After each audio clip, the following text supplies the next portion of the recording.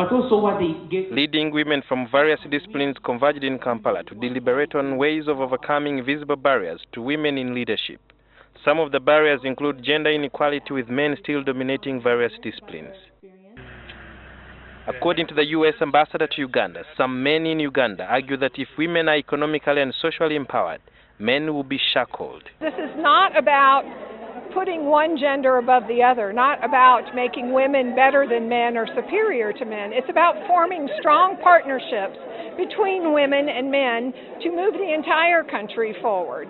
And it is impossible, if you look around the world, countries that have been the most successful from a development perspective, from an economic perspective, don't leave 50% of their population behind. The ambassador also gave a situation analysis of the U.S., which has for a long time also grappled with similar challenges of gender inequality. There were very few women in the U.S. Foreign Service when I joined.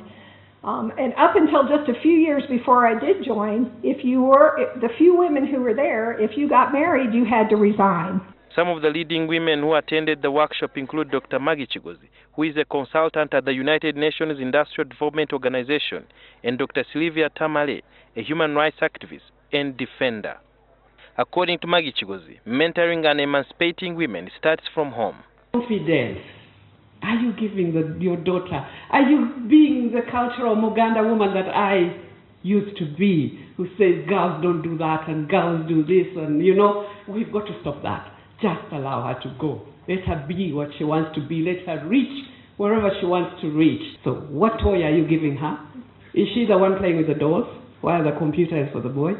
Is she never allowed on a bicycle? Dr. Tamale argues that the education system is to blame for fostering the empowerment of boy child. I was shocked some years ago when my 6-year-old came home with homework, and there was a question, who is the head of the family? And it's part of the formal. Okay, there's one right answer. If he writes a wrong answer, that's a 0. Okay, and there was another question, what is social studies? And he told me social studies studies man and his environment. Other women and girls attending the workshop also shared their views on gender equality. I think that as women emancipated, it is just theoretical but not practical in Kenya. We've been captured by being co-opted into the state structures which have swallowed us and prevented us from talking and having the influence.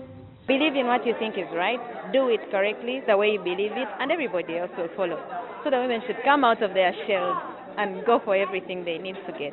In the African setting or tradition, it's been believed that any areas of high influence are dominated by men. And in order to change the state of affairs to spur development, there is need for concerted efforts from the public and government, which should play a lead role. Sudhir Yarhanga, NTV.